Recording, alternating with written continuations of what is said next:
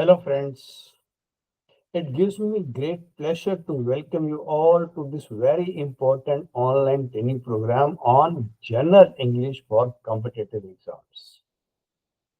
Before we begin today's session with our esteemed faculty, I wanted to take a few minutes to talk to you about why General English matters so much in the world of competitive exams, and in fact, beyond that, in your career and daily life.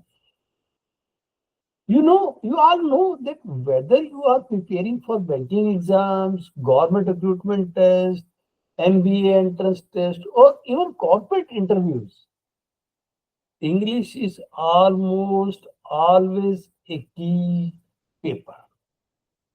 It carries significant marks and often acts as a tiebreaker between equally competent candidates. Now, why is that?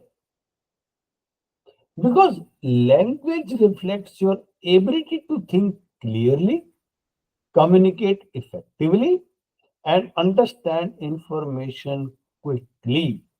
All essential skills in your modern workplace. But here is a good news. Mastering general English for exam is not about memorizing the whole dictionary or knowing Shakespeare by heart. No, it is about understanding patterns, rules, common usage, and about practicing smartly with right focus area. Let me walk you through a few key parts of your syllabus and share some thoughts and tips on how to approach them. Tense and voice. Tense are the heartbeat of English language. They tell us when something happened. Many error spotting questions comes from tense misuse. Similarly, understanding active and passive voice is critical because you will be asked to convert sentences both the ways. But give you a tip. Always remember that in passive voice, the object becomes the subject. For example, she writes a letter is an active voice, and when we convert into passive voice, it becomes a letter is written by her.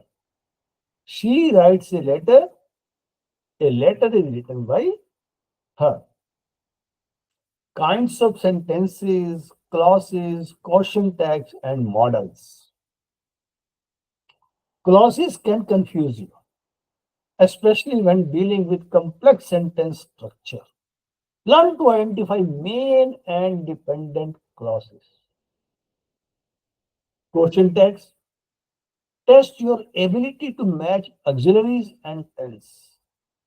For example, you are coming, aren't you? Means positive and negative. The positive sentences are combined with negative tag, and negative sentences are combined with positive tag. Models express ability, permission, probability. Very useful in both grammar and comprehension questions. So next comes parts of speech like articles, nouns, pronouns, adjectives, adverb, preposition. This is the backbone of error spotting. Many exam questions play on your weaknesses in article uses, noun pronoun agreement, or tricky proposition. So tip here is practice small sentence rewrite. Rewrite. They help you master correct uses much faster than theoretical reading. Then idioms, phrasal verbs, and vocabulary. These parts are heavily tested in verbal ability sections. Knowing idioms and phrases verbs help you not just in sentence completion, but also improves your ability to understand comprehension passage quickly. For example, hit the books means start studying hard. Example, breakdown means stop functioning. So tip over here is maintain a small notebook of idioms and phrasal verbs. 10 minutes of revision a day works wonders.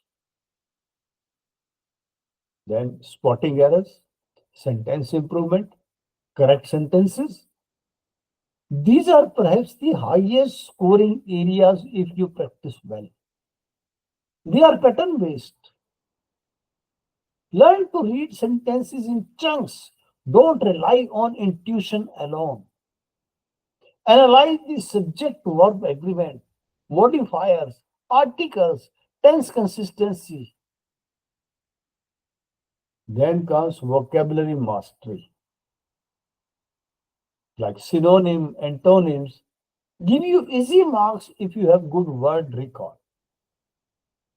Paronyms, homonyms often confuse students. For example, accept versus accept, ACCEPT, accept versus EXCEPT, accept. One word substitution. Improve both your written and spoken precision.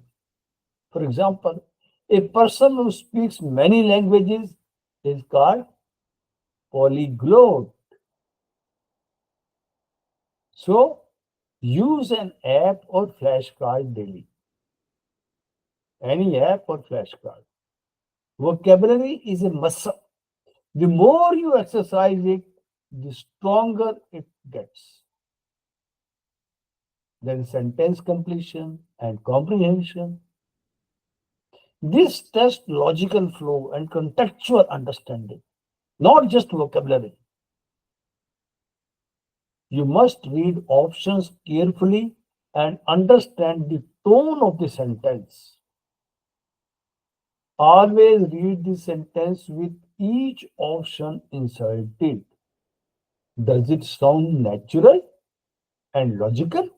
If not, eliminate it. Why mastering general English is your superpower? In conclusion, I want to emphasize this. General English is the one paper where you can train your mind to avoid silly mistakes and boost your overall score.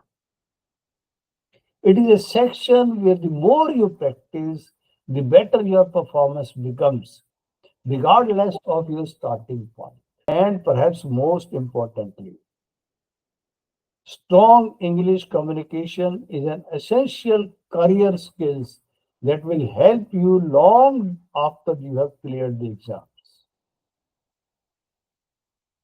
So my final words of encouragement. In today's program, you will receive structured guidance on each part of this syllabus from expert faculty.